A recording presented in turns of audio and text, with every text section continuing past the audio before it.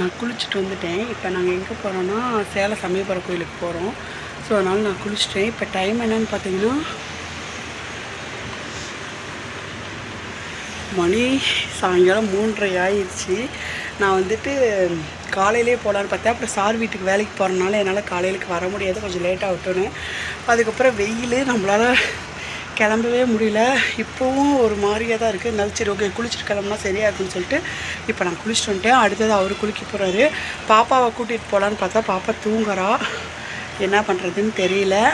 அவரை கேட்டால் தான் தெரியும். கூட்டிகிட்டு போகலான்னு சொல்கிறாரா வேண்டான்னு சொல்கிறாரான்னு தெரில. ஒரு வழியாக நான் குளிச்சுட்டு வந்துட்டேன். அப்புறம் நான் வந்துட்டு என் மஞ்சள் கயிறு எப்போவுமே மஞ்சளாக இருக்குன்னு சொல்லி நிறைய பேர் கேட்குறீங்க. நான் வந்துட்டு எப்போ குளிக்கும் போதும் மஞ்சள் கயிறுக்கு வந்து மஞ்சள் போடுவேன். ஏன்னா எங்கள் மாமியார் வீட்டு சைடு வந்து நரம்பு கயிறு போடக்கூடாது. அவங்க வந்துட்டு கயிறு தான் யூஸ் பண்ணணும்னு சொல்லுவாங்க, நரம்பு யூஸ் பண்ணக்கூடாதுன்னு சொன்னாங்க. ஸோ அவங்க சைடுங்கனால நானும் எப்பவுமே நூல் கயிறு தான் போடுவேன். நூல் கயிறு நம்ம தினமும் மஞ்சள் போட்டு குளித்தாதான் அந்த மஞ்சள் கலரில் இருக்கும், இல்லாட்டி அப்படியே ஒயிட் கலரில் மாறிடும். ஸோ நான் தினமுமே குளிக்கிறப்ப கண்டிப்பாக மஞ்சள் போட்டு தான் குளிப்பேன். அதனால தான் என்னோடய கயிறு எப்போவுமே மஞ்சளாகவே இருக்குது. ஓகே, நான் அடுத்தது கிளம்பணும். இப்போ அவர் சாப்பிட்டுட்ருக்காரு. அடுத்து அவர் குளிச்சுட்டு கிளம்புவார். இப்போயே மணி 3:30. நாங்கள் இன்னும் எத்தனை மணிக்கு கிளம்ப போகிறேன்னே தெரியல. வாங்க அடுத்தடுத்த வீடியோவை நம்ம பார்க்கலாம். எங்கள் வீட்டுக்காரர் பாடிக்கிட்டே இருந்தார். நான் வீடியோ ஆன் பண்ணவும் அப்படியே பாடின பாட்டை நிறுத்திட்டார். நான் வந்துட்டு எந்த ஒரு க்ரீம் அந்த மாதிரிலாம் எதுவுமே இல்லை. டைரெக்டாக குளிச்சுட்டு வந்தோடனே முகத்தை நல்லா துண்டை வச்சு தொடச்சிட்டு பவுடர் மட்டும்தான் போடுவேன். அதுவும் வந்துட்டு இந்த பவுடர் நேம் வேறு டக்கு ஞாபகம் இல்லை, பான்ஸுன்னு நினைக்கிறேன். இந்த பவுடர் மட்டும்தான் நான் போடுவேன். இதை போட்டுட்டு பொட்டு வச்சு சந்தன குங்குமம் வச்சு அவ்வளோதான். இதுதான் என்னுடைய மேக்கப்பு. அவ்வளோதான். நீக்கினீங்கன்னா கிளார் அடிக்கும். போட்டு அழகுதான் பேசு. நான் கிளார் அடிச்சா போகிறோம், காதிக்கு தப்பு. இந்த மூஞ்சிக்கு பாரு அப்படியே தெரியுது. சேம் அப்படியே மூஞ்சி தெரியுது. சேமாக மாதிரி போயிரு. தெரியட்டும், ஒன்றும் தப்பு இல்லை. சரி,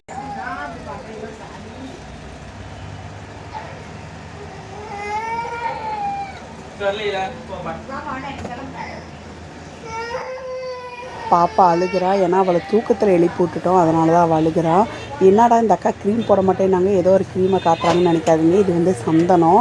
இது வந்து நம்ம தண்ணி விட்டெல்லாம் கலக்குவோம்ல, அப்படியெல்லாம் கலக்க தேவையில்லை. இது பேஸ்ட் மாதிரியே வரும். நம்ம அப்படியே எடுத்து வச்சுக்கலாம். இது நல்லா டார்க்காக தெரியும். அதான் இது எனக்கு ரொம்ப பிடிச்சிருந்துச்சி. இது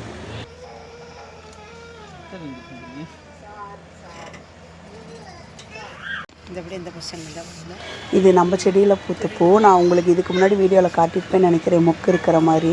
அது வந்து இன்றைக்கி விரிஞ்சிருச்சு. நம்ம அதிர்ஷ்டம், இன்றைக்கி கோயிலுக்கு போகிறப்போ ஒரு பூ ரெடி ஆகிடுச்சு. ஸோ அந்த பூ பாப்பாவுக்கு பறித்து வைக்கலான்னு சொல்லி தான் பறித்தேன். பக்கத்துலேயே பாருங்கள் இன்னொரு மொக்கு இருக்குது. அதுவும் இன்னும் எப்படியும் ஒரு 2-3 நாளில் வெடிச்சிரும்னு நினைக்கிறேன். இது பாருங்க எவ்வளோ அழகாக இருக்குது. இது வந்து நாட்டு ரோஸுன்னு சொன்னாங்க, ரொம்ப நல்லா இருக்குது. சரி பாப்பாவை கொண்டு போய் வைக்கலான்னா அவள் அழுதுகிட்டே இருந்தா. அவளுக்கு வந்து தூக்கத்தில் எழுப்போடவும் ரொம்ப அழுகாச்சு வந்துடுச்சு. அதனால் ரொம்ப அழுதுகிட்டே இருந்தாலும் அப்புறம் என்ன பண்ணுறது, நாங்கள் வேறு கிளம்பிட்டோம். இதுக்கு வந்து எவ்வளோ வெயிட் பண்ணுறது, ஏற்கனவே மணி 4 ஆகிடுச்சு. அதனால் சரி ஓகேன்னு சொல்லிட்டு அப்படியே அவளுக்கு அந்த பூவையை வச்சு விட்டு நாங்கள் ஒரு வேலையை கிளம்பிட்டோம். அவளுக்கு தலையை மட்டும் தொட்டால் பிடிக்கவே பிடிக்காது. தலை செய்யக்கூடாது, பூ வைக்கக்கூடாது. அதனால் அந்த லப்பர் பேண்ட் இருந்துச்சு, அதுலேயும் நான் எப்படி சொல்லி விட்டுட்டேன். எவ்வளோ அழகாக இருக்கா பாருங்கள். கஷ்டப்படுத்துறேன் நஷ்டப்படுத்துறேன். ஆய்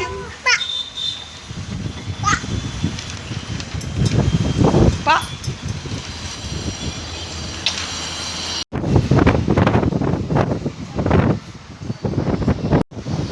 எங்கள் வீட்டில் பாருங்கள் மாடியில் எவ்வளோ காற்று சவுண்டு கேட்குதுன்னு. இப்படி தான் ஒரு மதியத்துக்கு மேலே ஆகிட்டாலும் இந்த மாதிரி தான் காற்று நல்லா அடிக்கும். அவ்வளோதான் காய்ஸ், நாங்கள் கோயிலுக்கு கிளம்பிட்டோம். பாப்பாவே ஒரு வழியாக எந்திரிக்கி குளிக்க வச்சாச்சு. எங்கள் வீட்டுக்கார்ட்ட கேட்டதுக்கு அவர் நம்ம கோயிலுக்கு போகிறதே பாப்பாவுக்காக தான், அவள் எல்லாம் எப்படி கோயிலுக்கு போகிறதுனாரு. சரி ஓகே, அவளையும் குளிக்க வச்சு அம்மா குளிக்க வச்சு அவளை கிளப்பி வச்சுட்டாங்க. இப்போ நாங்கள் 3 பேருமே கோயிலுக்கு கிளம்பிட்டோம். நான் ஒன்று சொல்ல மறந்துட்டேன், இனிமேட்டுக்கு நீங்கள் கேட்ட ஒவ்வொரு டிஷ்ஷுமே நான் போட்டுருவேன். ஏன்னா நம்மளது ஸ்டாண்ட் வந்துருச்சு. இங்கே பாருங்கள்,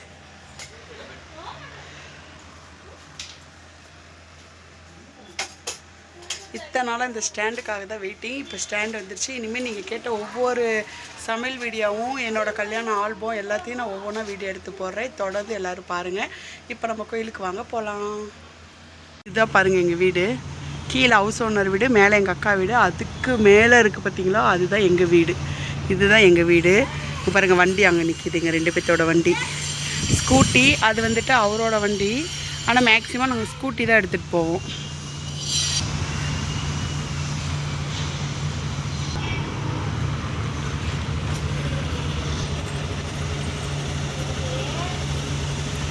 அவர் மேலே தாத்தி கூப்பிடுது.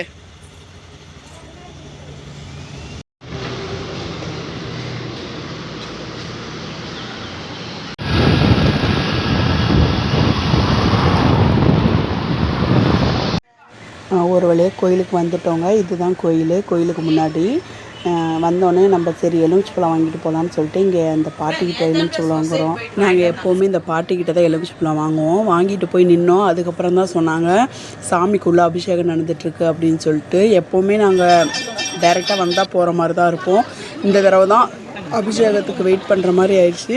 அதுக்கப்புறம் அபிஷேகம் முடிஞ்சு சாமி தரையும் திறந்து விட்டுட்டாங்க. ஆனால் பயங்கர கும்பல் இந்த தடவை, ரொம்ப கும்பலாக இருந்துச்சு. நாங்கள் கிட்டத்தட்ட போய் ஒரு மணி நேரத்துக்கு மேலே வெயிட் பண்ணோம் சாமிக்கு அபிஷேகம் நடந்தனால. அதுக்கப்புறம் லைனில் நின்று சாமியை பார்த்துட்டோம். எப்பயுமே சாமியோட பாதத்தில் பாப்பாவை வச்சு வாங்குவோம். இந்த தடவை ரொம்ப கும்பலாக இருந்தனால நாங்களும் கேட்கல, அவங்களும் சொல்லவே இல்லை. சரி ஓகே பரவாயில்ல, கும்பல் அதிகமாக இருக்குது, நமக்கு பின்னாடி காத்துட்ருக்கவங்களும் நிறைய பேர் இருக்காங்களேன்னு சொல்லிட்டு நாங்களும் சாமியை கும்பிட்டுட்டு இந்த பக்கம் நவுந்து வந்துட்டோம்.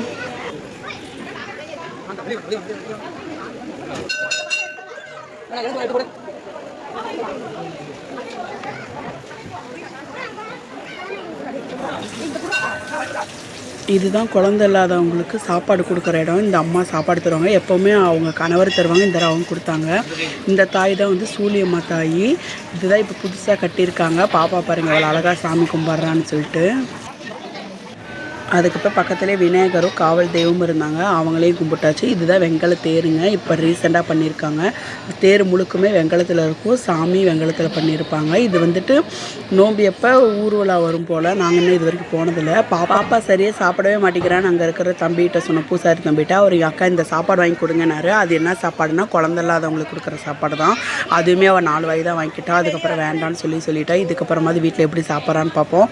இந்த சாப்பாடு சாப்பிட்டு தான் பாப்பா எனக்கு கிடைச்சா. ஒரு பெரிய ஸ்டோரி இருக்குது. கூடி சீக்கிரம் அதை நான் சொல்கிறேன். பாய்.